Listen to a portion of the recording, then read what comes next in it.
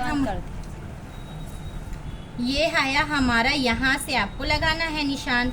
तो ये हमारा कितना है 6 and 25 के बीच में आता है 30, तो उसी के नाप से ये मार्क लगा हुआ है, यही हमारा चेस्ट का है। इस तरीके से आपको लगाना है, ठीक है। आ गया समझ में? ये हमारा निशान लग चुका है, तो इस तरीके से आपको निशान लगानी है, ठीक। और यही लाइन हमारा क्या कहलाता है? Chest line. क्या कहलाता है? चेस्ट लाइन, ठीक। इस तरीके से आप लिखते जाएंगे तो आपको समझ में आएगी, ठीक है। अब इसके बाद यहाँ से हमको चेस्ट का निशान लगाना है।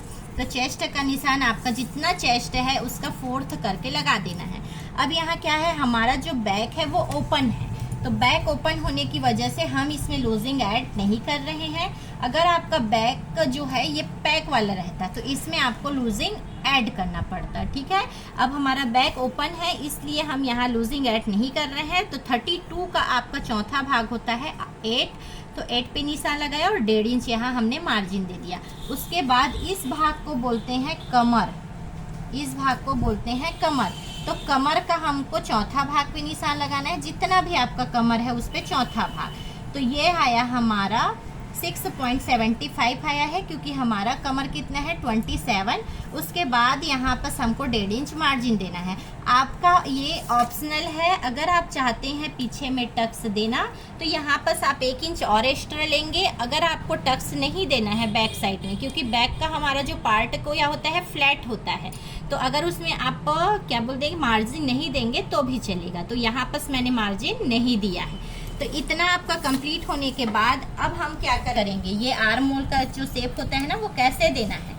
सबको दिक्कत इसी में रहती है कि हमको आर्म होल का शेप कैसे देना है।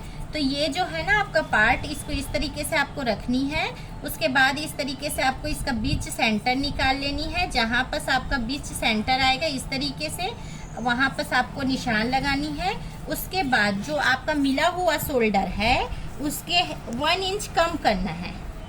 क्या करना है, जो ये शोल्डर है ये आपका 5.5 था, 5.5 था, तो यहाँ पर 1 इंच माइनस कर देंगे।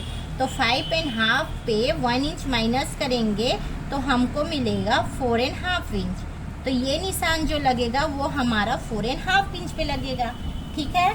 उसके बाद ये चेस्ट पे निशान लगाना है। तो ये जो निशान है, जो मार्किंग है उसमें माइनस 0.5 इंच करेंगे। तो ये हो जाएगा 5.50 माइनस 0.50, इसमें माइनस करेंगे तो ये आ जाएगा हमारा 5 इंच। तो यहाँ से हम इसका मार्किंग करेंगे 5 इंच पे। तो ये देखो मैंने 5 इंच कर दिया है। अब उसके बाद यहाँ पर इस तरीके से एक और निशान लगता है आर्म होल को शेप ड्रॉ करने के लिए।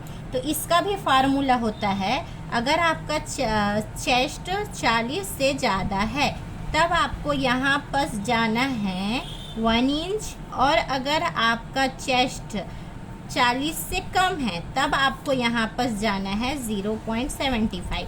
ये जो लाइन है ना, ये लाइन ये कब रहेगा, अगर 40 से कम रहा तो 75, 0.75, और उससे ज़्यादा रहा तो 1 इंच रहेगा, ठीक है। अब इतना करने के बाद ये हमारा फ्रंट पार्ट का फॉर्मूला है, और बैक पार्ट में इसी में 0.25 इंच ऐड हो जाता है। जब हम बैक पार्ट की कटिंग करेंगे तो 0.25 इंच ऐड हो जाता है।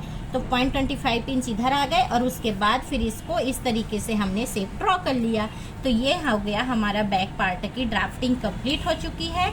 अब इसमें जो नेक का शेप है और यहाँ पर से भी हमारा कट होगा, वो सब हमारा जब फ्रंट पार्ट कट हो जाता है उसके बाद इसको हम लोग ड्रॉ करते हैं। तरीके से आपको बैक पार्ट की कटिंग करनी है। ओके बेटा।